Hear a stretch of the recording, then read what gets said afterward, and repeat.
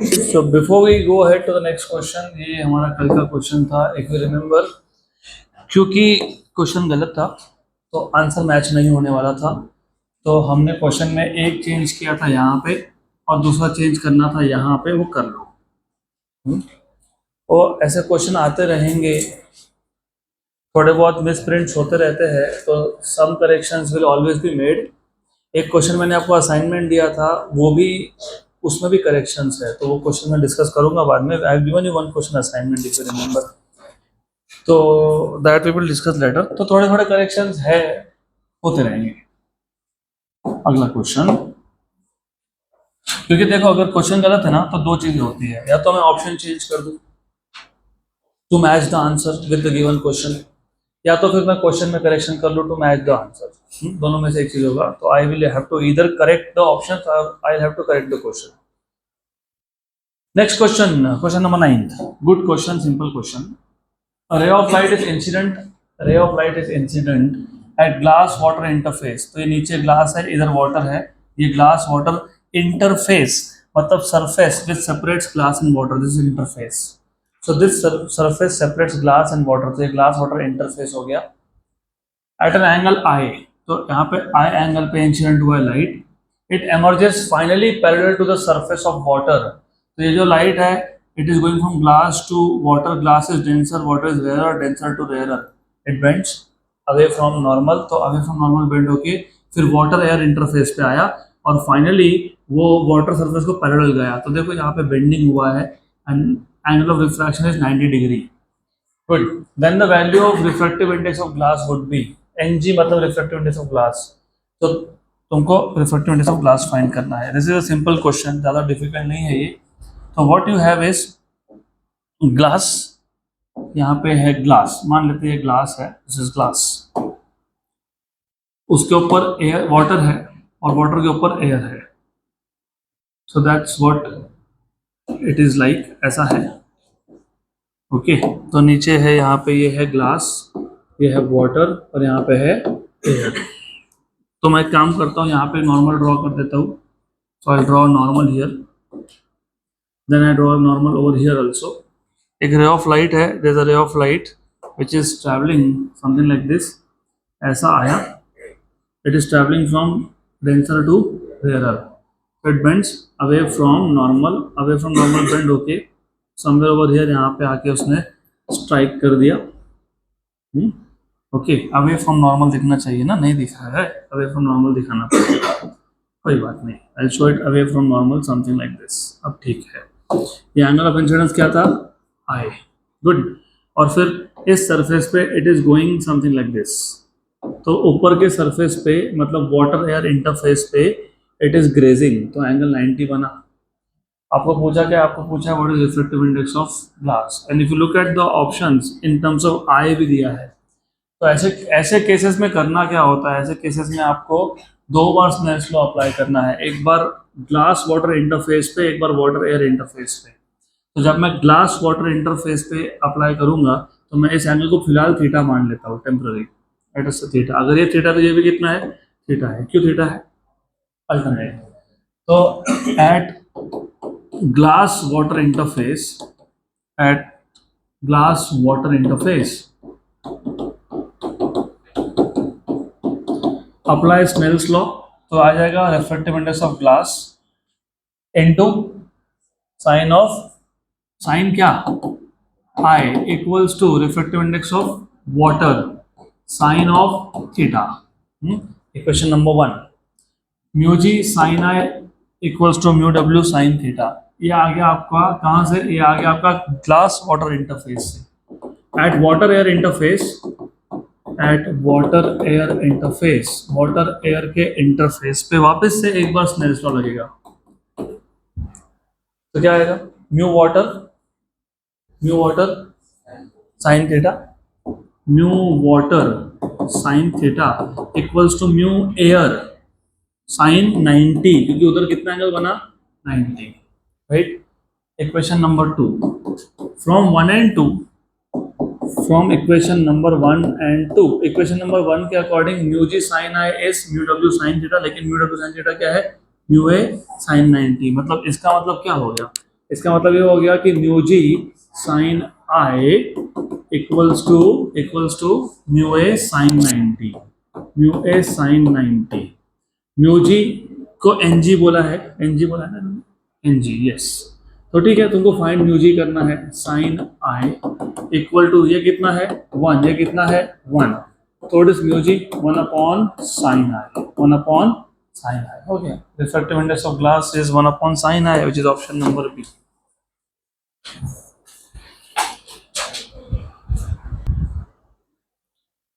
Next question,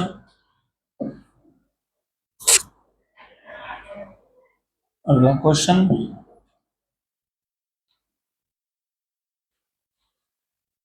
तो जब ऐसे मल्टीपल मटेरियल्स हो तो हर एक इंटरफेस पे आपको स्नेल्स लॉ अप्लाई करना है। आगे भी आएगा वैसा question. Next question, this is a very interesting question, बहुत अच्छा क्वेश्चन है। N observer can see through a pin whole, तो तुमको यहाँ पे एक पिन होल दिख रहा होगा। What is pin hole? कुछ नहीं है, एक कार्डबोर्ड है या कुछ एक ऑब्जेक्ट है, उसमें छोटा सा होल कर दिया, उसको पिन होल बोलते हैं। So an observer can see through a pin hole the top end of a thin rod of height h। तो यहाँ पे एक थिन रॉड है जिसका हाइट h है, उसको इस पिन होल में से टॉप एंड दिख रहा है, क्योंकि पिन होल से वो नीचे नहीं देख पा रहा है। It is he is able to see only the top end, right, placed as shown in the figure. तो ये एक रॉड एक बीकर में है, the beaker height is 3h। तो ये रॉड जिस बीकर में था उसका हाइट कितना है 3h है, और रेडियस कितना है h, रेडियस h तो डायमीटर कितना हो गया 2h। Good. When the beaker is filled with a liquid up to a height of 2h, इस बीकर में मैंने एक लिक्विड भर दिया up to a height of 2h। Good. He can see the lower end of the rod, तो liquid भरने के बाद अब इसको लोअर एंड भी दिखने लगा, पहले से अपर एंड दिख रहा था, अभी लोअर एंड भी दिख रहा है। And the refractive index of the liquid is, what is the refractive index of liquid? अच्छा क्वेश्चन है, तो पहले इस क्वेश्चन को पूरा समझ लेते हैं। फर्स्ट ऑफ ऑल, ये जो बीकर था, इस बीकर का हाइट कितना है 3h, तो बीकर का हाइट 3h है, और जो बेस है वो 2h है, तो बेस इज 2h, क्योंकि रेडियस h तो डायमीटर 2h, तो दिस इज अ बीकर। इसमें एक रॉड है, the rod is of height h, rod is of height h, तो मान लेता हूँ मैं थोड़ा सा डायग्राम को स्केल पे ही ड्रॉ करूंगा, नहीं तो फिर डायग्राम गलत हो जाएगा। यू हैव टू अंडरस्टैंड, यहाँ पे स्केल मैटर करता है, नहीं तो डायग्राम प्रॉपर नहीं आया तो एंगल्स नहीं समझेंगे। ठीक है, ऑलमोस्ट देयर, सही है, गुड। तो ये रॉड था, रॉड का हाइट है h, this is rod with height h, with height h, and this was 3h, this is 3h। अब ऐसा बोला है कि यहाँ पे एक पिन होल है, उस पिन होल में से एक ऑब्जर्वर इस रॉड को देख रहा है। तो यहाँ पे एक पिन होल है, somewhere over here there is a pin hole. इस पिन होल में से there is an observer who is looking at this object, तो ये ऑब्जेक्ट को मतलब रॉड को देख रहा है, और उसको सिर्फ अपर एंड ही दिखाई दे रहा है, he is able to see only upper end, upper end मतलब ray is travelling something like this. Okay, तो ऐसा उसको दिख रहा है वहां से। This should be very clear, यहाँ तक कोई कंफ्यूजन होना ही नहीं चाहिए। अब 2h था, बराबर। अब जब आप इसमें एक फ्लूइड, एक लिक्विड फिल कर देते हो, तो you fill a liquid here up to height of 2h, up to height of 2h, ये h हाइट है तो ये 2h हाइट हो गया। इस 2h हाइट तक एक फ्लूइड को भर दिया, तो इस 2h हाइट तक एक फ्लूइड भर दिया आपने। अब फ्लूइड फिल करने के बाद उसको बेस भी दिखने लग गया, bottom of the rod is also visible now. और ऐसा क्यों हुआ? ऐसा क्यों होता है? क्योंकि अब जो ऑब्जेक्ट में से रेज आ रहे हैं, they are travelling from denser to rarer, so they bend towards की अवे फ्रॉम नॉर्मल, तो they bend away from normal. मतलब अब यहां से जो रे आएगा, ये रे इसके बाद बेंड होगा अवे फ्रॉम नॉर्मल कि towards normal, away from normal कि towards normal, away. Okay, good. तो अब जो रे है वो ऐसा आया और वो ऐसा बेंड होके गया, सीधा जाना चाहिए था, यस, लेकिन it is travelling from denser to, तो it bends away from normal, मतलब the light is going in this direction now. Because of this इसको अब लोअर एंड भी दिखाई दे रहा है। अगर मैं लिक्विड हटा दूं तो सिर्फ अपर एंड दिखेगा, क्योंकि अब लाइट एयर से ट्रैवल कर रहा है तो बेंडिंग तो नहीं हो रहा, सीधा सीधा जाएगा, मतलब उसको नीचे का कोई पार्ट दिखने नहीं वाला। लेकिन जैसे ही मैंने यहाँ पे लिक्विड भर दिया up to height of 2h, the observer is able to see the base also, क्योंकि लाइट ऐसा गया एंड बेंड, ऑब्जर्वर को तो इसी लाइन में दिखने वाला है। तुम यहाँ पे कुछ भरो मत भरो, उसको इस लाइन के अलॉन्ग ही दिखने वाला है। तो जब तक ये नहीं था तब तक उसको स्ट्रेट ये पॉइंट दिख रहा था, लेकिन लिक्विड भरने के बाद क्योंकि लाइट बेंड हुआ तो उसको नीचे का भी एंड दिखने लग गया। यहाँ तक क्लियर होगा तो क्वेश्चन सॉल्व होगा। अंडर दिस कंडीशंस, और बाय द वे ये लिक्विड तुमने भरा है 2h तक, तो under this condition you are suppose to find the refractive index of the liquid. अब refractive index of the liquid कैसे फाइंड करेंगे, तो इसके लिए एक काम करो, इस नॉर्मल को थोड़ा एक्सटेंड कर दो। इसको एक्सटेंड करने से क्या हुआ, एक तो ये मिड पॉइंट हो गया, ये मिड पॉइंट होने से क्या हुआ, ये h हो गया, क्योंकि 2h का आधा है h, this is h, this is h और दिस इज 2h, क्योंकि ये जो हाइट था ना, ये हाइट 2h है, दिस इज 2h, राइट। तो ये बन गया तुम्हारा right angle triangle. Right angle triangle का एक साइड h है, दूसरा 2h है, तो तुमको पाइथागोरस थ्योरम से तीसरा साइड मिल जाएगा। So let us give it some name, इसको ABC बोल देता हूँ। तो from this Pythagoras theorem you have AC square equals to AB square plus BC square, मतलब AC square equals to AB is h and that is 2h का square, तो AC square equals to h square plus 4h square, मतलब AC square equals to 5h square, मतलब AC equals to root of 5h। तो ये distance मिल गया आपको root 5h, क्या मिल गया, root 5h, this is root 5h, root 5h। Good, क्या फाइंड करना था, रिफ्रैक्टिव इंडेक्स। अब बताओ रिफ्रैक्टिव इंडेक्स कैसे फाइंड करोगे। अगर मैं इस सरफेस पे स्नेल्स लॉ लगा देता हूँ तो ये एंगल लेट अस से I है, इंसिडेंस एंगल है, ये एंगल R है, हाँ R है, लेकिन वो R का एक स्पेसिफिक वैल्यू है, कितना बनेगा R, कितना बनेगा, दिख रहा होगा, ये 90 डिग्री को बाइसेक्ट कर रहा है, मतलब कितना ही 45। इसलिए बोला ना ज्योमेट्री नहीं पता होगा तो क्वेश्चन ही नहीं सॉल्व होंगे। ये एग्जैक्टली ये जो लाइन ऑफ विजन है ना, वो इस 90 डिग्री को बाइसेक्ट कर रहा है, मतलब वो कितना हो गया 45। और इधर एयर था तो यहाँ पे म्यू ए है 1, और ये कुछ लिक्विड है, इसको म्यू एल बोल देता हूँ, और हमको म्यू एल फाइंड करना है। तो मुझे बताओ स्नेल्स को अप्लाई करोगे तो क्या मिलेगा, mu L sine I, mu L sine I equals to mu A sine 45, बराबर, करेक्ट। तो म्यू एल फाइंड करना है, तो mu L is mu A sine 45 upon sine I.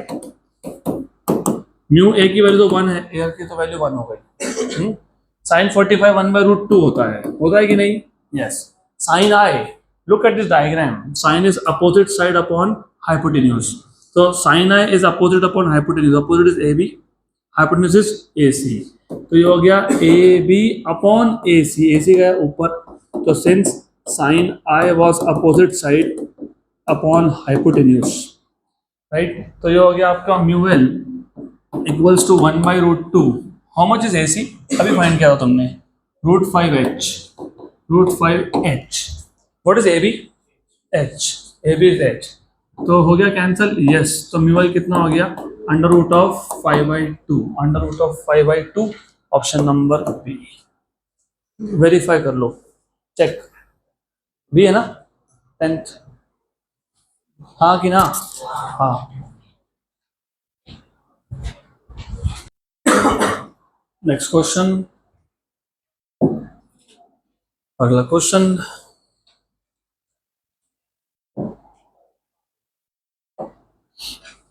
Question number 11, again interesting and important question. A ball is dropped कभी भी याद रखना dropped word use किया, फॉर एग्जाम्पल मान लो मेरे हाथ में बॉल है, पकड़ के रखा है ना इसको, व्हाट इज इनिशियल स्पीड, हाँ तो जब ड्रॉप वर्ड यूज हुआ हो तो इनिशियल स्पीड 0 होता है, ball is dropped, released, initial speed 0, thrown मतलब फेंकना, तो इनिशियल स्पीड 0 नहीं होना, ड्रॉप बोला तो initial speed is 0। So ball is dropped from a height of 20 metre above the surface of water in a lake, तो जो लेक था उसका जो वाटर का सरफेस था उससे 20 मीटर ऊपर से इसको ड्रॉप किया। The reflectiveness of water is 4/3। A fish inside the lake in the line of fall, in the line of fall मतलब अगर बॉल इस लाइन से नीचे आ रहा है तो फिश एग्जैक्टली उसके नीचे है, मतलब समझो कि उसके सीधा सर पे आके बॉल लगने वाला है, ऐसा इमेजिन कर लो। Good, line of fall important word, is looking at the ball, fish भी देख रही है, अच्छा बॉल आ रहा है, okay. At an instant when the ball is 12.8 metre above the water surface, 20 metre से 12.8 पे आ गया ball, the fish sees the speed of the ball as, तो जब 12.8 मीटर पे बॉल पहुंच गया तो फिश को बॉल का स्पीड कितना मेजर हुआ। वैसे फिश तो मेजर नहीं करता है बट क्वेश्चन है अभी कर लो। और जी की वैल्यू कितनी है 10 metre per second square. Good question. तो ठीक है इसको सिंपल बना देंगे पर कंडीशन है तुम्हारा ध्यान होना चाहिए, if you don't pay attention then simple things also becomes difficult and difficult things become simple if you pay attention. मान लेते हैं लेक है, लेक का सरफेस है, okay, fish is inside somewhere over here, right, then इस surface से 20 metre ऊपर 20 metre distance पे एक बॉल था, ये डिस्टेंस है 20 मीटर का, दिस इज 20 मीटर डिस्टेंस। यहाँ पे एक बॉल था, तो there is a ball over here,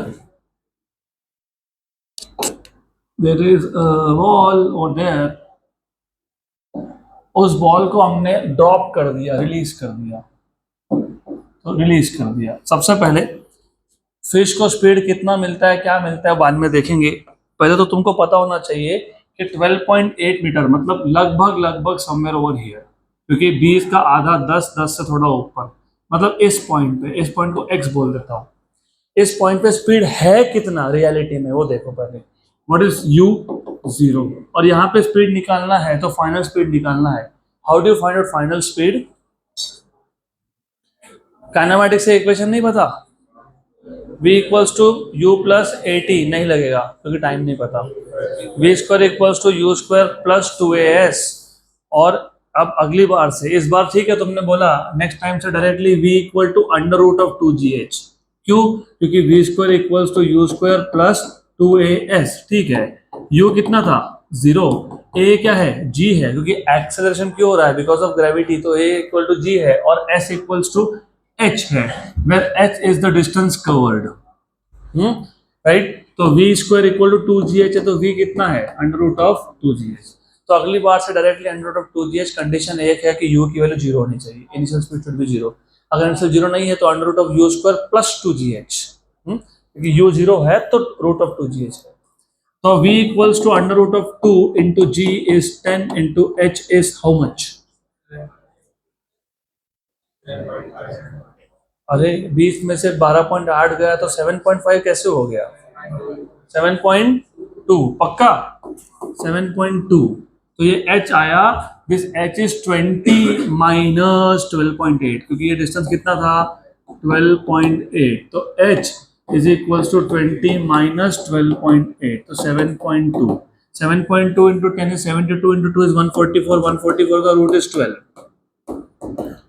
12 metre per second, ये बॉल का स्पीड है, फिश ने इतना मेजर नहीं किया तो 12 दिया होगा, देखो दिया है, हाँ दिया है, तुमको कंफ्यूज करने के लिए दिया है, जिनको ज्यादा घाई होगी वो 12 टिक करके आ जाएगा, तो फिर फिश का क्या काम, ऐसे ही, ऐसे नहीं, मेजर तो फिश कर रही है ना, तो do you remember fish is observer and ball is object. When the object is in rarer medium, observer is in denser medium, refractive index is apparent height upon real height, है ना, हाँ real height r लिख दो, ठीक है, okay, याद है क्या, ऑब्जेक्ट जब रेयर मीडियम में हो, ऑब्जर्वर जब डेंसर मीडियम में हो, तो apparent height upon real height, इसका मतलब रियल हाइट क्या हो गया, या फिर apparent क्या हो गया, apparent क्या आ गया, what is apparent mu times of ठीक बराबर। कल भी एक क्वेश्चन था, मैंने आपको बताया था कि आपको डिस्टेंस से या एरिया से स्पीड कैसे निकलते हैं। What is speed? Distance upon time. तो एपरेंट हाइट और रियल हाइट ये डिस्टेंस है। क्या है ये? डिस्टेंस है। क्या है ये? डिस्टेंस है। क्या है ये? डिस्टेंस है। मेरा ध्यान है डिस्टेंस है। तो टाइम से डिवाइड कर दो, दोनों साइड को टाइम से डिवाइड कर दो। Distance upon time is speed. तो ये एपरेंट स्पीड हो गया। क्या हो गया ये? एपरेंट। तो v apparent, apparent speed equals to mu times of real speed, mu times of real speed, तो वी रियल। और तुमने जो फाइंड किया वो रियल था, करेक्ट। तो what is the value of mu? 4/3। And what is real? 12। Real कितना है? 12। 1 जा एंड 4 जा, 4 जा 16, तो 16 मीटर पर सेकेंड। तो फिश ने मेजर किया 16 metre per second, option number सी।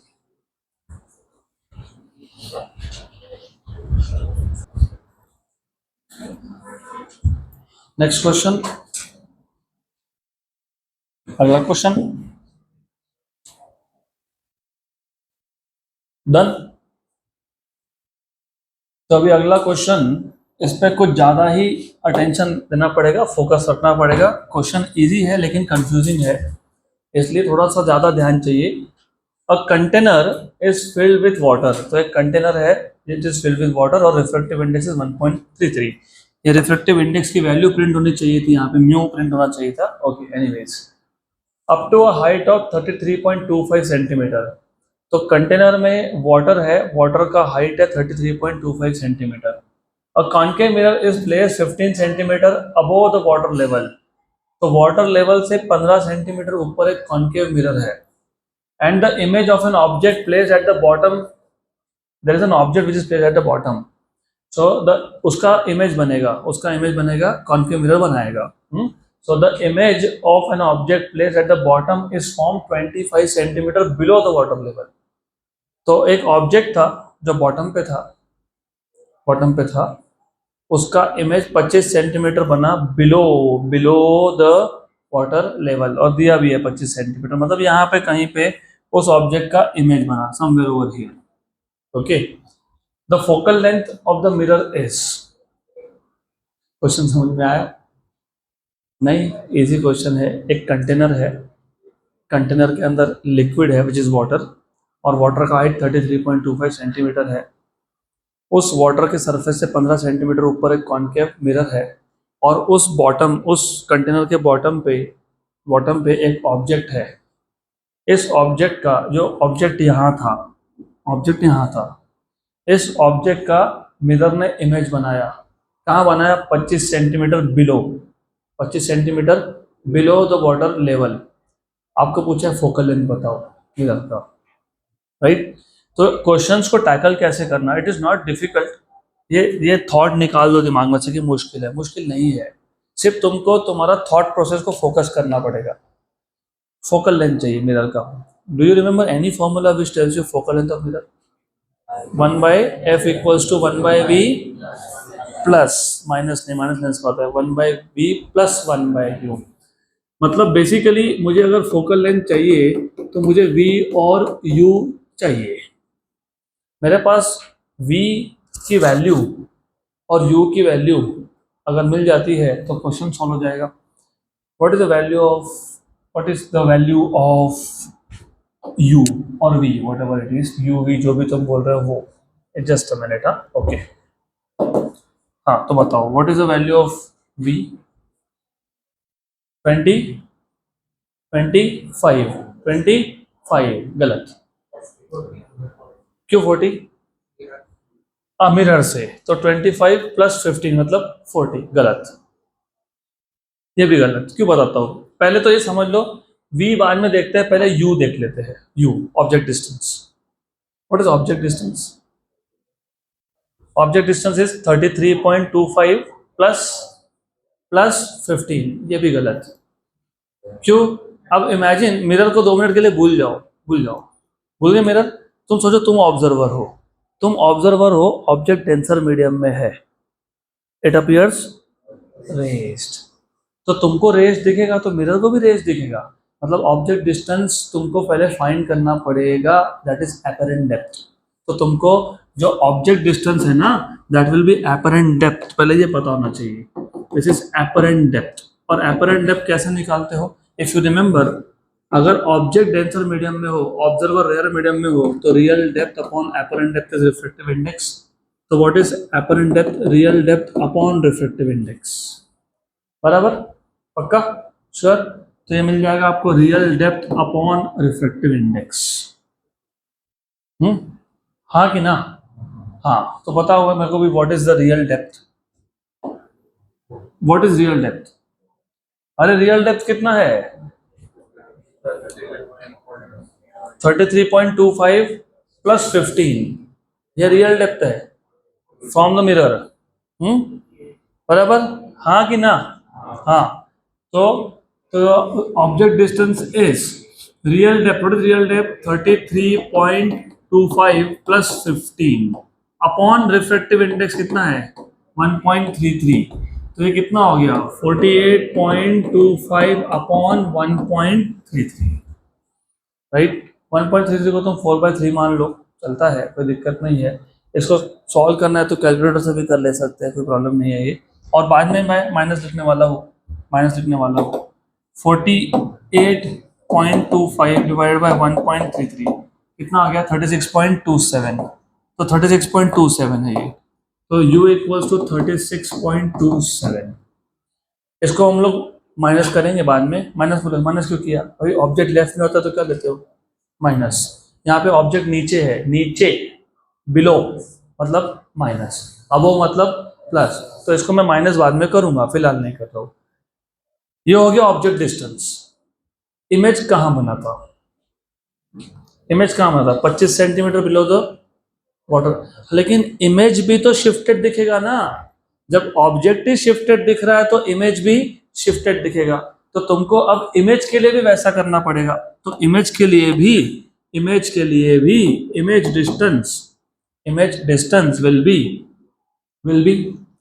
वापस वही चीज। Image distance is apparent of image. तो apparent of image equals to क्या आएगा? Real of image upon reflective index. तो what is real distance of image? 25 और 15, दैट इज 40। तो 25 एंड 15, 40 अपॉन 1.33, तो ये आ गया 40/1.33। हाँ, करेक्ट भी है, इमेज पास में दिखेगा आपको। तो 40/1.33। वैसे सॉल्व नहीं भी करता तो चल जाता, अच्छा है नहीं करते तो। मतलब तुम इसको सिंप्लीफाई मत करो तो बेटर है, ऐसे रहने दो, बेटर है, क्योंकि दोनों में डिनोमिनेटर में 1.33 सिंप्लीफाई हो जाएगा। वैसा करना है वैसा कर लो, आपको करना है एग्जैक्ट कैलकुलेशन, अब एग्जैक्ट कर लो। 40/1.33, 40/1.33 कितना आ गया? 30.07। पक्का ना? श्योर? एक छोटी गलती तो फिर गए 30.07। एक सिली मिस्टेक हो गया तो गए गए गए, खत्म। Then 1/f equals to 1/v plus 1/u, दोनों नेगेटिव आएंगे और आंसर भी नेगेटिव आना चाहिए। फिर नेगेटिव आना चाहिए, देखते हैं, फोकल लेंथ नेगेटिव आना चाहिए।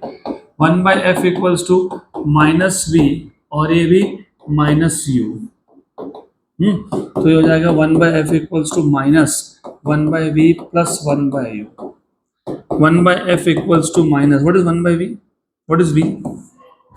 30.07 plus what is u? u कितना था? u 36.27। 36.27 इसको सॉल्व कर लेंगे। तो 1/f equals to minus how much?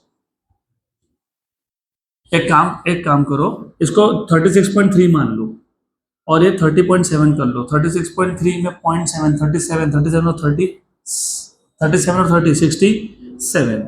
तो 67 अपॉन 30.7 इंटू 36.27। 30, अरे हाँ 30.07 है, ठीक है। कोई ज़्यादा फर्क नहीं पड़ेगा, अप्रोक्सीमेशन सी करने हैं हमको वैसे भी 30.07।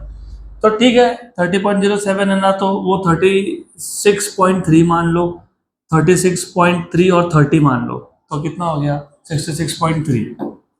ठीक है 66.3, ये 30.07 था, तो ज़्यादा फर्क नहीं पड़ता है एनीवेज। तो विथ माइनस साइन बताओ, अप्रोक्सीमेटली बताओ, आ गया 18 पॉइंट समथिंग आएगा। आंसर देखो डी है क्या, डी है ना आंसर, आंसर डी है ना, हो गया ना सॉल्व। कैसे सॉल्व हुआ, यू सी अप्रोक्सीमेटली 1 जा 2 जा 1 जा 18 जा, मैंने इसलिए तो बोला अप्रोक्सीमेट करना है, तो क्या हो गया -1/18, अप्रोक्सीमेटली बोल रहा हूँ, तो कितना हो गया -18, बराबर करेक्ट। सॉल्व करना ही नहीं था।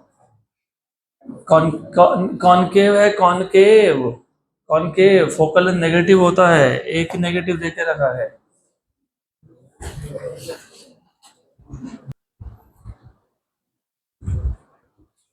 Next question,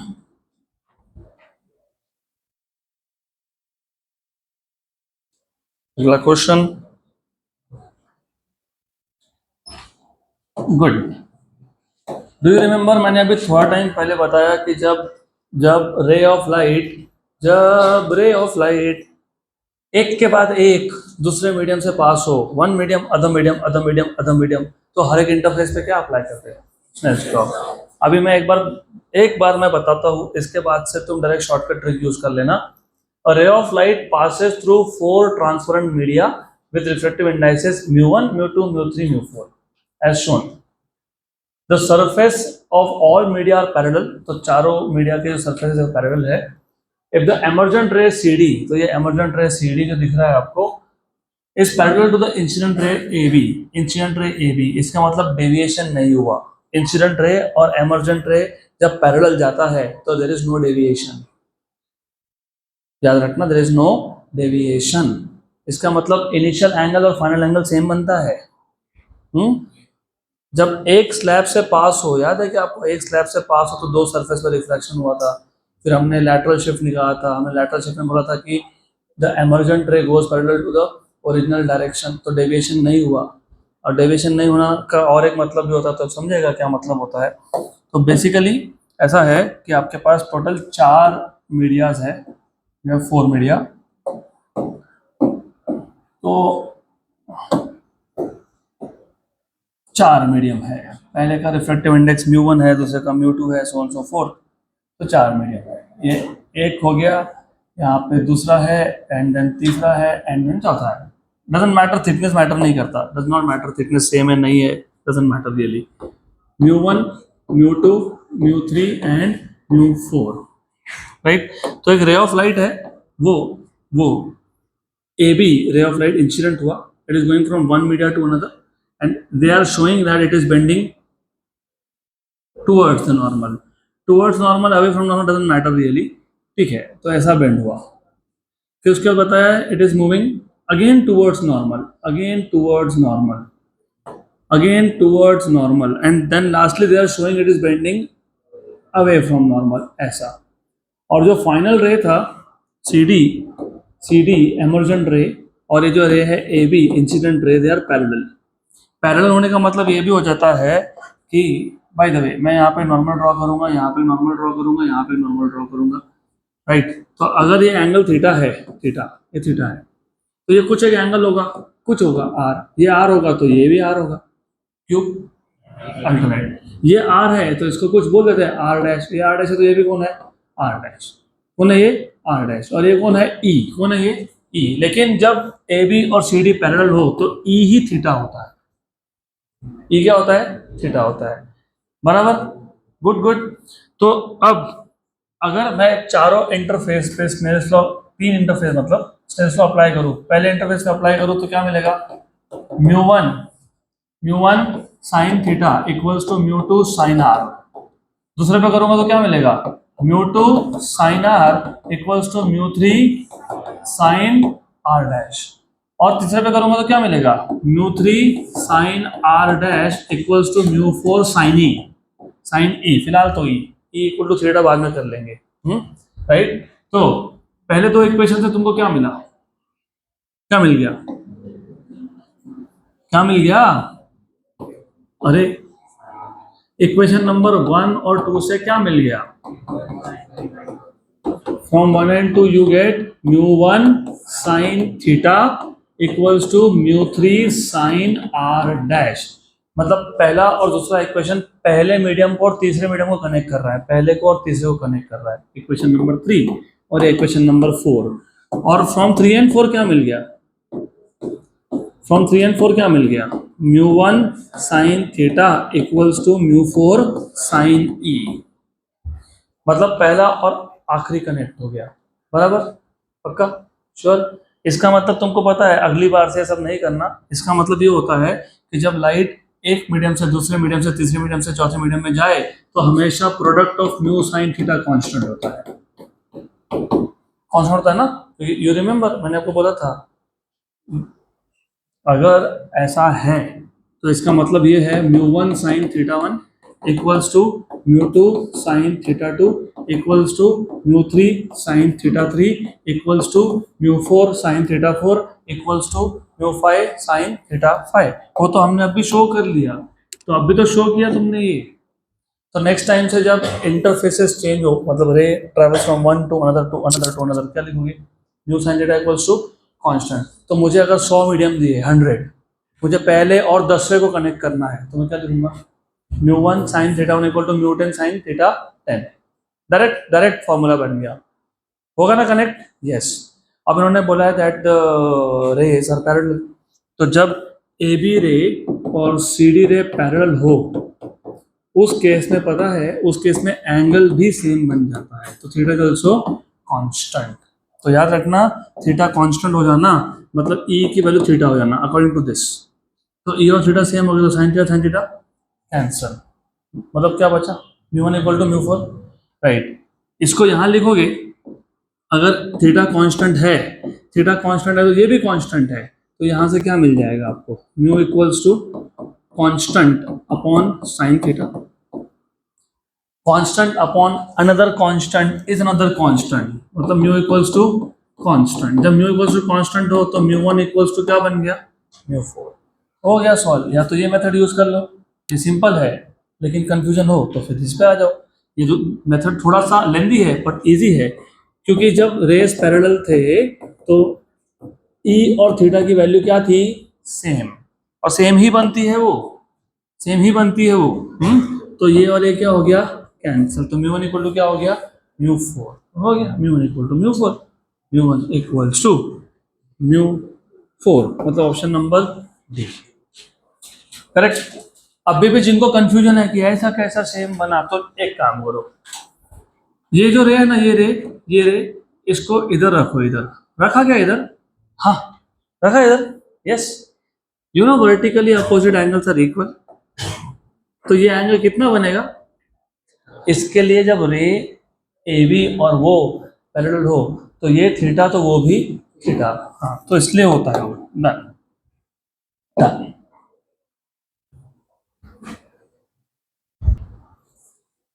So what I will do is I'll call this as method number 2 and I'll call this as method number 1. Ab, why it is important? Going back to one of the previous questions that we have solved today itself, जहाँ पे तुम ये वाला question number 9, तो तुमको अगर वो जो मैंने फॉर्मूला बताया, अगर वो तुमको ध्यान में होता, लाइट गया ग्लास से वाटर, वाटर से गया एयर, ग्लास पहला मीडियम है, एयर तीसरा मीडियम है, मुझे इसको उसके साथ कनेक्ट करना है। और अगर मुझे याद होता कि mu sign of theta constant है, मतलब मैं ऐसा लिख लेता कि mu1 साइन थीटा 1, थीटा 1 मतलब कौन है, I, equals to mu2 sine theta 2, theta 2 मतलब कौन है, 90, राइट। और mu2 की वैल्यू क्या है, 1, और mu1 मतलब म्यू जी, हमको म्यू जी फाइंड करना था, आपको म्यू जी पूछा है, तो म्यू जी साइन आई, ये 1 और वो 1,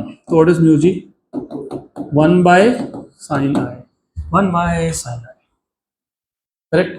look at the number of steps and look at the number of steps, आगे तो अगर वो शॉर्टकट पता है तो तुमको इस टाइप के क्वेश्चंस जो है वो थोड़ा फास्ट होंगे। अगला question, good, again a good question, simple है, कुछ ज़्यादा सॉल्व करना है नहीं, कुछ भी नहीं करना है in fact. A diverging beam of light from a point source S, S से लाइट, एस पॉइंट से लाइट हर डायरेक्शन में बाहर जा रहा है, इसको डाइवर्जिंग बोलते हैं। When the light goes in all direction तो डाइवर्जिंग बोलते हैं। Having angle of divergence alpha, तो डाइवर्जेंस एंगल अल्फा है। Fall symmetrically symmetrically on a glass slab as shown, तो एक रे यहाँ पे हुआ, एक रे यहाँ पे जाके इंसिडेंट हुआ। The angles of incidence of the two extreme rays are equal, तो ये जो एंगल आई है और ये जो एंगल आई है वो सेम है, इक्वल है।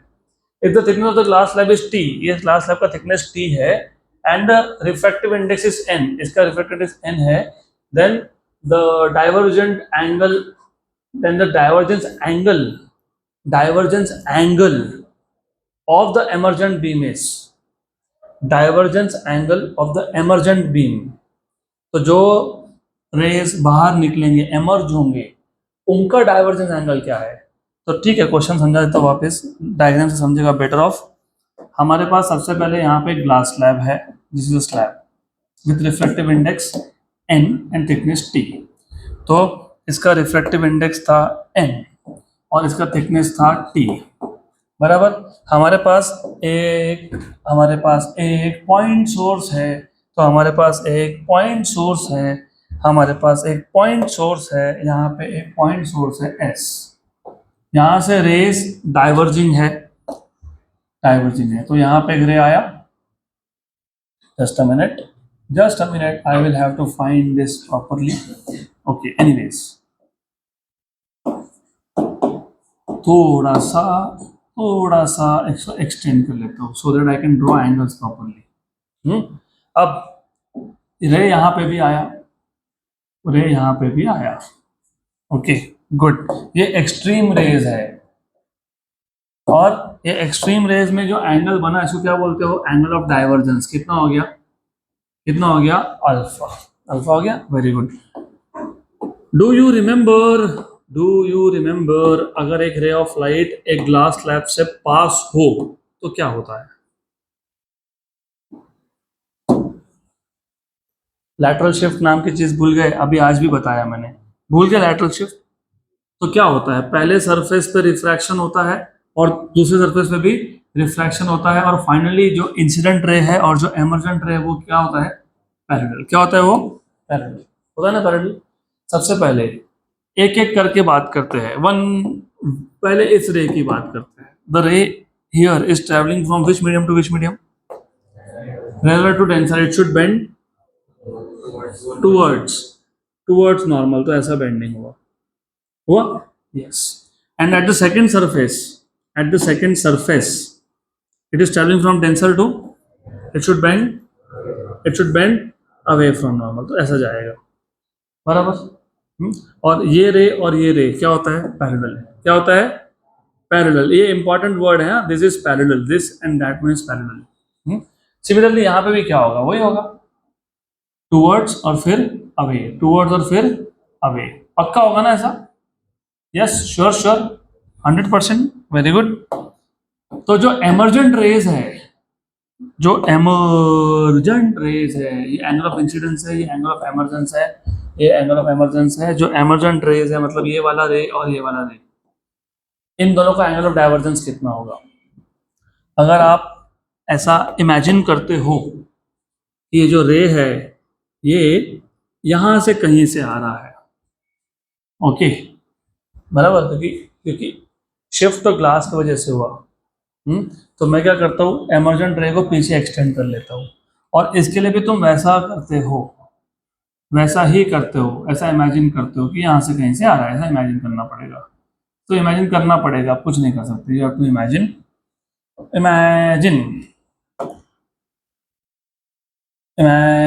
ऐसा, गुड। तो what do you notice from this diagram, क्या दिख रहा है, same same same same same same, तो सेम सेम, खत्म आंसर। अल्फा ही है। ऐसा इसके लिए हुआ, ऐसा इसके लिए हुआ क्योंकि दोनों जगह पे एंगल ऑफ इंसिडेंस सेम था, तो एंगल ऑफ एमर्जेंस भी सेम होगा। और अगर एंगल ऑफ एमर्जेंस सेम होगा तो तुम इसको पीछे एक्सटेंड करोगे तो ये सेम बनेगा, तो ऐसा ही है, तो you have same angle. Next question. अभी क्या लिखना है इसमें? कुछ नहीं लिखना है, एंगल सेम बनता है बस। डन। अगला question.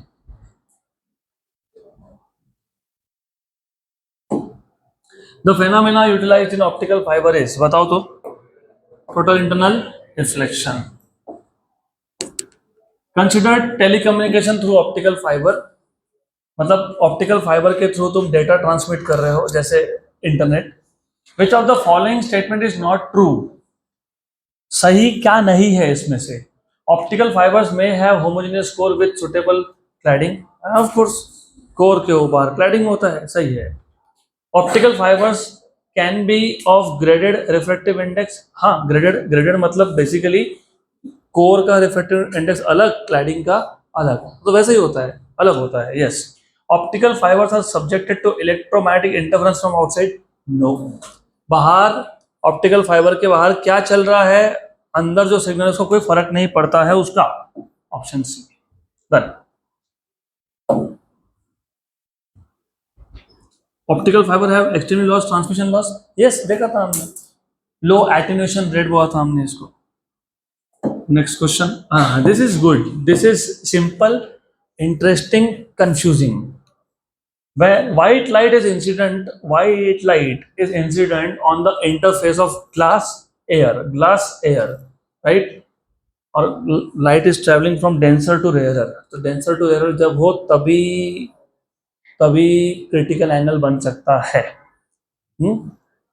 As shown in figure, if green light is just totally internally reflected, then the emergent ray in air contains,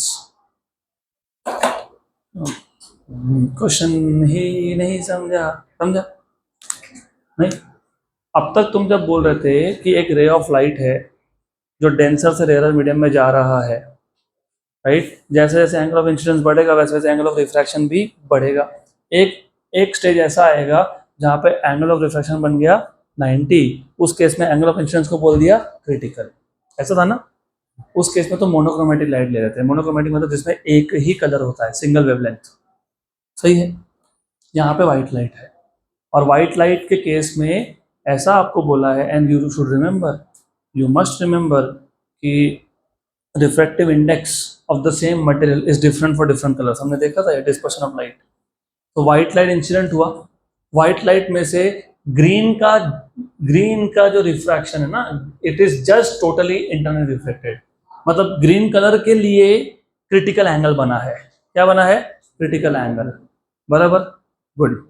तो जो एमर्जेंट रे है, जो बाहर गए, उसमें कौन से कलर दिखाई देंगे? येलो ऑरेंज रेड दिखाई देगा, वॉयलेट इंडिगो ब्लू दिखाई देगा, सारे कलर दिखाई देंगे, सारे कलर ग्रीन को छोड़ के। अब इसको सॉल्व करने के लिए it is a joke, simple question है। सबसे पहले तुमको पता होना चाहिए VIBGYOR, VIB violet, I indigo, blue, green, yellow, orange, red. अब इन्होंने बोला है कि ग्रीन के लिए हो रहा है टोटल इंटरनल रिफ्लेक्शन, मतलब ग्रीन के लिए क्रिटिकल एंगल है वो, बाकी कलर्स के लिए है कि नहीं वो देखेंगे। हाँ, तो बताओ कैसे सॉल्व करेंगे?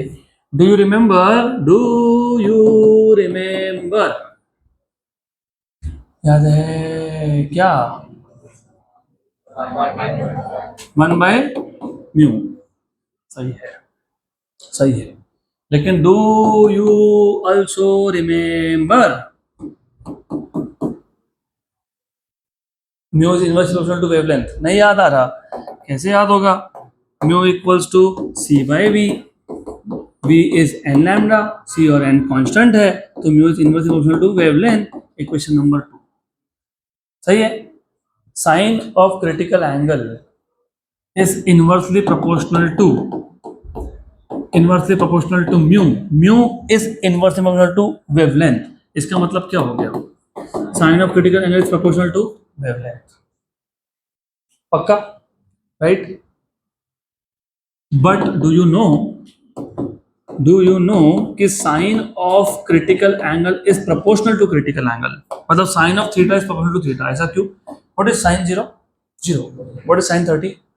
1/2 मतलब 0.5। What is sine of 45? 1/√2 मतलब 0.7। What is sine of 60? √3/2 मतलब 0.8660। मतलब व्हाट डू नोटिस कि जैसे जैसे एंगल बढ़ रहा है साइन की वैल्यू भी, मतलब sine theta is proportional to theta. हाँ या ना? हाँ। तो sine I C is proportional to I C. फिर ये दो इक्वेशन से तुमको क्या समझ में आया, आप बताओ। What do you get from 3 and 4? हाँ, बोलो बोलो बोलो। आई C is proportional to wavelength, मतलब जितना वेवलेंथ ज्यादा होगा, जितना वेवलेंथ ज्यादा होगा उतना क्रिटिकल एंगल ज्यादा होगा। यस? हाँ। तो इसके जो राइट वाले हैं ना, उन सबका वेवलेंथ ग्रीन से ज्यादा है, ग्रीन से ज्यादा है। और इसके जो लेफ्ट वाले हैं ना, उसका सबका वेवलेंथ ग्रीन से कम है, कम है। यस और नो? यस, बराबर, करेक्ट।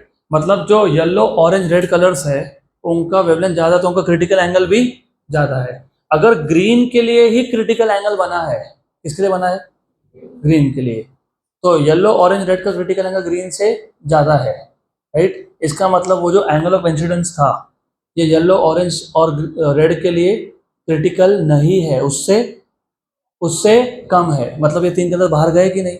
हाँ गए, तो आंसर ये आया। बाहर गए ना वो। अरे इन तीनों के लिए एंगल ऑफ इंसिडेंस क्रिटिकल से कम है कि नहीं?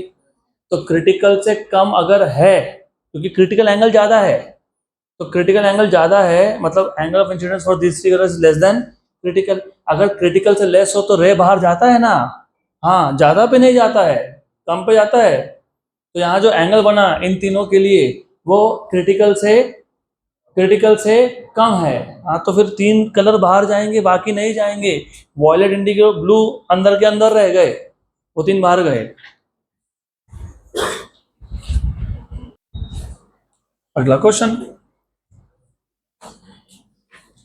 Next question. Very good, good. A light ray traveling in glass medium is incident on glass air interface at an angle of incidence theta।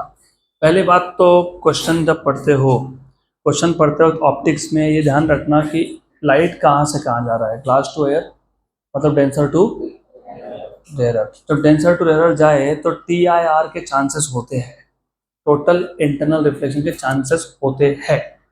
अगर उल्टा हो, रेयरर से डेंसर, तो होता ही नहीं। Good. The reflected ray R and transmitted ray T, the reflected R and transmitted ray, इसकी जो intensity है, रिफ्लेक्टेड की इंटेंसिटी को R बोला है, ट्रांसमिटेड को T बोला है। Both as a function of theta are plotted. The correct sketch is, question simple है लेकिन घुमा घुमा के बातें सारी। चलो ठीक है, हम समझ लेंगे। ये था ग्लास, लाइट जा रहा है ग्लास से एयर में, light is going from glass to air, glass to air. और थोड़ा सा जो तुम्हारा मिसकॉन्सेप्ट है ना वो भी हटा दो। तुमको ऐसा लगता है कि whenever light travels from denser to rarer it bends away from normal. हाँ ये सही है, लेकिन सिर्फ रिफ्रैक्ट नहीं हो रहा है, रिफ्लेक्ट भी हो रहा है। तो जो रे ऑफ लाइट है ना, इसका पार्शियल रिफ्लेक्शन होता है और पार्शियल रिफ्रैक्शन होता है, जिसको तुम ट्रांसमिशन बोलते हो, बराबर? तो लाइट कंप्लीटली रिफ्रैक्ट नहीं हो रहा, पार्शियल रिफ्लेक्ट भी हो रहा है। अब जो इंसिडेंस एंगल था उसको बोला है थीटा, बराबर? पक्का? Yes no yes? अब जैसे जैसे मैं एंगल ऑफ इंसिडेंस बढ़ाऊंगा, थीटा बढ़ेगा, थीटा बढ़ेगा। एक स्टेज ऐसा आएगा, एक स्टेज ऐसा आएगा जहां पे क्रिटिकल एंगल बनने की वजह से ट्रांसमिटेड रे क्या होगा? ग्रेजिंग होगा, बराबर? मतलब थीटा की एक ही वैल्यू तक थीटा की एक ही वैल्यू तक तुमको ट्रांसमिटेड रे मिल सकता है। जैसे ही थीटा की वैल्यू, एंगल ऑफ इंसिडेंस की वैल्यू क्रिटिकल से ज़्यादा हो गई तो will the ray be able to go out? No. मतलब ट्रांसमिटेड इंटेंसिटी डायरेक्टली क्या हो जाएगा? जीरो। क्या हो जाएगा? क्या हो जाएगा? क्या हो जाएगा? जीरो। क्या हो जाएगा? जीरो। मतलब उसके बाद तुमको सिर्फ रिफ्लेक्टेड रे मिलेगा। And now look at the graph. Graph में ए कैसे ए कैसे ए चेक करो तो आंसर ए है क्या? सी है ना? ए नहीं हो सकता, वही तो बोल रहा हूं मैं। जैसे जैसे मैं, ए थीटा मतलब एंगल ऑफ इंसिडेंस है, जैसे जैसे मैं एंगल ऑफ इंसिडेंस बढ़ा रहा हूं वैसे वैसे ट्रांसमिटेड जो रे है ना, it is bending more and more away from normal, right? तो ट्रांसमिटेड रे जो है वो एक एंगल के बाद बाहर आएगा ही नहीं, तो इंटेंसिटी डायरेक्टली क्या हो जाएगा? जीरो। किसका जीरो? ट्रांसमिटेड का। Now look at the graphs. जैसे जैसे एंगल ऑफ इंसिडेंस बढ़ रहा है, ट्रांसमिटेड इंटेंसिटी क्या हो रहा है? कम हो रहा है। क्या हो रहा है? कम हो रहा है। और एक स्टेज ऐसा आया, ये स्टेज आया जहां पे एंगल क्या हो गया? क्रिटिकल। क्या हो गया? क्रिटिकल। क्रिटिकल एंगल से ज्यादा एंगल पे, क्रिटिकल एंगल से ज्यादा एंगल पे ट्रांसमिटेंस मिलता है क्या? नहीं। तो transmitted intensity directly directly zero हो गई। और रिफ्लेक्टेड का उल्टा हुआ। तो जैसे जैसे एंगल ऑफ इंसिडेंस बढ़ेगा, बाहर रे कम जाएगा और अंदर ज्यादा रहेगा। तो शुरू में क्या था कि रिफ्लेक्शन कम हो रहा था, ट्रांसमिशन ज्यादा हो रहा था। एंगल ऑफ इंसिडेंस बढ़ाया, ट्रांसमिशन कम होने लगा, रिफ्लेक्शन ज्यादा होने लगा। दिख रहा है रिफ्लेक्शन ज्यादा होते हुए? दिख रहा है ना? तो रिफ्लेक्शन बढ़ रहा है, बढ़ रहा है, बढ़ रहा है, ट्रांसमिशन कम हो रहा है, कम हो रहा है, कम हो रहा है। क्रिटिकल एंगल के बाद सिर्फ तुमको मिलेगा, वो मिलेगा रिफ्लेक्शन, ट्रांसमिशन नहीं मिलेगा। Option number C. खत्म। बाकी देखो, बाकी जगह पे क्या बताया, बाकी देखो क्या बताया। अच्छा, ट्रांसमिशन मिलते ही जा रहा है, नहीं होता। यहाँ पे भी ऐसा ही कुछ है, नहीं होता। यहाँ पे भी ऐसा ही कुछ है, नहीं होता। आप बोलोगे कि फिर इसमें अभी, हाँ ये कंफ्यूजन बताना रह गया। वेरी गुड, बता देता हूँ। Now you people will and up thinking फिर इसमें और उसमें क्या फर्क है।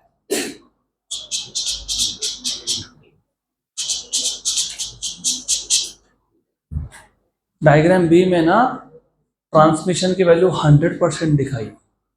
100% ट्रांसमिशन का मतलब होता है कि रिफ्लेक्शन हुआ ही नहीं अंदर। कभी भी ट्रांसपेरेंट स्लैब के केस में लाइट पार्शियली रिफ्लेक्ट होता है, पार्शियली रिफ्लेक्ट होता है। इसका मतलब 100% लाइट बाहर कभी जाता ही नहीं है, जा ही नहीं सकता है। तो 100% ट्रांसमिशन हो ही नहीं सकता है। यहाँ पे 100 है क्या? थोड़ा सा कम है, कम है थोड़ा सा, इसलिए कौन है? ऑप्शन सी है। इसका कोई रिटर्न सॉल्यूशन नहीं है, this is just out of understanding. Next question. अब यहाँ पे सबका ध्यान होना चाहिए, होना ही चाहिए, क्योंकि इस क्वेश्चन को तुम चाहो तो एक स्टेप में खत्म कर सकते हो, तुम चाहो तो 6-7 स्टेप भी लगा सकते हो। और ट्रांसपेरेंट सॉलिड सिलेंड्रिकल रॉड, ये एक सॉलिड सिलेंड्रिकल रॉड है, ओके, ऑफ रिफ्रैक्टिव इंडेक्स 2/3, मतलब ये कोर बन गया। तो कोर का रिफ्रैक्टिव इंडेक्स कितना है? 2/3, 2/3। It is surrounded by air. तो क्लैडिंग कौन है? एयर है। क्लैडिंग कौन है? एयर है, ओके। लाइट रे is incident at the mid point of one and of the rod. तो यहाँ पे एक लाइट रे इंसिडेंट हुआ इस पॉइंट पे, थीटा एंगल पे। कितने एंगल पे? Theta. The incident angle theta for which the light ray grazes along the wall of the rod, along the wall of the rod. मैं तुमको दोनों मेथड बता देता हूँ। You will solve this by 2 different methods now and in exam only a trick. तो method number 1, पहले method 1 को समझ लो। मेथड 1 में you have a cylindrical rod, और इस सिलेंड्रिकल रॉड का रिफ्रैक्टिव इंडेक्स का वैल्यू तुमको दिया हुआ है समथिंग 2/√3। तो एक काम करते हैं हम, अब थोड़ा सा और अच्छे से ध्यान दोगे तो समझेगा कि इधर एयर है, इधर भी एयर है, सिर्फ अंदर मटेरियल कुछ और है। तो ये μ1 बोल देता हूँ, तो ये भी μ1 बन गया, और μ1 क्या बन गया? 1 बन गया, ये भी 1 बन गया, सिर्फ ये μ2 रह गया। ये कितना है? 2/√3। अब ऐसा है, यहाँ पे नॉर्मल ड्रॉ किया, यहाँ पे नॉर्मल ड्रॉ किया, क्यों किया बताता हूँ। एक रे ऑफ लाइट आया, एक रे ऑफ लाइट आया, वो ऐसा गया, ऐसा गया मतलब कहाँ से कहाँ गया? Rare to, it bends towards normal bend होके यहाँ पे आ गया, हो गया, और यहाँ पे ऐसा ग्रेस करके गया, टच करके गया, क्या करके गया, टच। Very good. ये एंगल कितना है, थीटा, सही है, हाँ कि ना, यस। ये कितना है, 90। तुमको क्या पूछा है, क्या पूछा है, क्या पूछा है, एंगल थीटा पूछा है। तो क्या करोगे, पहले यहाँ पे स्नेल्स लॉ लगाओगे, इस पॉइंट पे लगाओगे, तो यहाँ पे स्नेल्स लॉ अप्लाई करो, तो μ1 sine theta equals to μ2 sine of some angle which is let us say r। कितना है, r है, कितना है, r है, तो क्या लिखेंगे, r, equation number 1। Correct, correct, good. फिर अगर मैं इसको थोड़ा सा एक्सटेंड कर लूं और मैं इसको भी थोड़ा सा एक्सटेंड कर लूं, तो तुमको दिखा राइट एंगल ट्राइंगल बन गया। What is r plus theta plus some value y, 90, 180। Sum of angles of, और sum of all the angles of triangle is 180।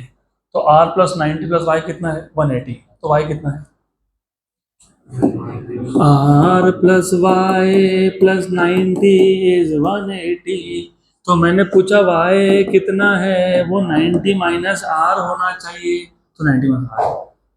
अब तुम सेकंड सरफेस पे वापस स्नेल्स लॉ लगा दो, इसको स्नेल्स लॉ लगाओ यहाँ पे। एक काम करते हैं, इसको ए पॉइंट बोलते हैं, इसको बी पॉइंट बोलते हैं। ये ए पॉइंट पे था और अभी बी पॉइंट पे लगा देते हैं, राइट। तो क्या आएगा बी पॉइंट पे स्नेल्स लॉ, μ2, जल्दी बोलो, μ2 sign y equals to μ1 sine 90। Very good, very good. तो μ2 साइन y, y कितना है, 90 minus r equals to 1। Very good, good. Then तुमको फाइंड क्या करना था, थीटा, क्या फाइंड करना था, थीटा। Okay, what is sine of 90 minus r, cos r। Sine of 90 minus theta is cos theta, तो μ2 cos थीटा इक्वल्स टू कितना आ गया, 1। हो गया। अब थीटा कैसे फाइंड करोगे, थीटा कैसे फाइंड करोगे,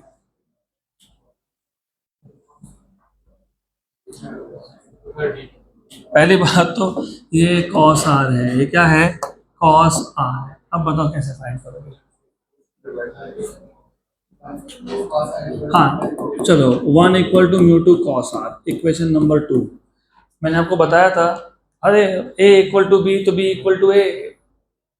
मैंने आपको बताया था एक छोटी छोटी चीजें याद रखनी पड़ती है। जब एक इक्वेशन में साइन हो, एक में कॉस हो, एंगल सेम हो, तो स्क्वायर एंड ऐड करना पड़ता है। क्या करना पड़ता है, तो इन दोनों को स्क्वायर एंड ऐड करोगे, squaring and adding 1 and 2, squaring and adding 1 and 2।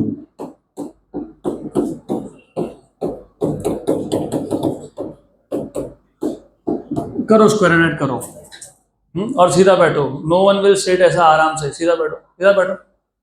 What is square and adding these two equation, तो μ2 स्क्वायर साइन स्क्वायर r, ये राइट हैंड साइड था तो यहाँ का भी राइट हैंड साइड, इसके लिए मैंने ऐसा उल्टा लिखा, इसीलिए उल्टा लिखा, right hand side plus μ2 square cos square r equals to, इसका लेफ्ट हैंड साइड क्या है, μ1 स्क्वायर साइन स्क्वायर थीटा, और इसका कितना था, 1 is 1।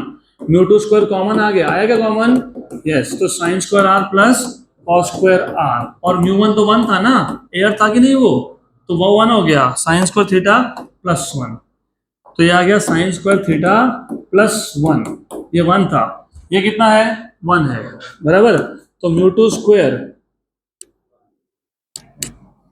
Minus 1 equals to sine square theta. Very good, excellent. तो what is sine theta, under root of μ2 square minus 1। Very good, good. तो what is theta, sine inverse of root of μ2 square minus 1। Very good, very good. What is mu, what is mu, 2 by root 3, 2 by root 3 का square 4 by 3 minus 1।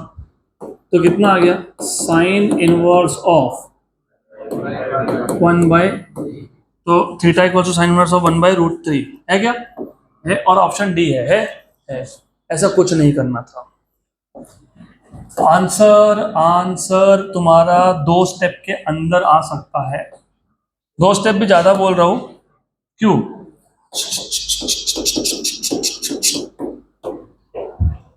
अगर वो जो 4-5 मैंने revision lecture लिए थे, तब अगर आए थे और जाग रहे थे, तो आपका आना और जागना दोनों इंपॉर्टेंट है।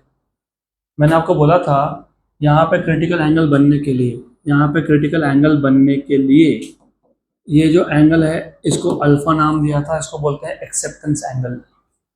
बोला था मैंने? हाँ, और मैंने तुमको एक्सेप्टेंस एंगल का डायरेक्ट फॉर्मूला बना के दिया हुआ है, which is sine inverse of under root of μ2 square minus μ1 square, where μ2 is refractive index of core and μ1 is cladding. यहाँ पे क्लैडिंग है एयर। तो μ1 की वैल्यू 1 है और μ2 की वैल्यू कितनी है? 2/√3। तो 2/√3 का स्क्वायर मतलब 4/3 और μ1 की वैल्यू कितना है? 1। हाँ, राइट, बराबर, सही है, सही है, सही है। तो तुम्हारा आंसर ना खत्म हो गया यहाँ पे। ये डिफरेंस होता है क्लासेस सीरियसली करना और जागने में, नहीं तो फिर करो, करते रहो, तुम्हारी मर्जी। So I think we should stop here for today. Okay, that's it for today.